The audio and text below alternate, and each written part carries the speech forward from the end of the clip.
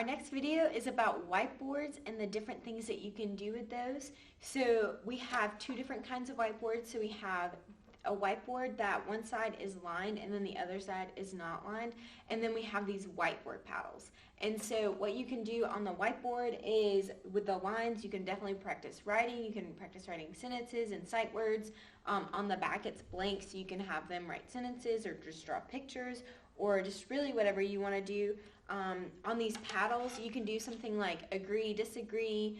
These are really great to use in a group, and in the following clips we're going to just show you some students using them and just trying them out. Students can draw a scene from the story and retell what is happening in the scene.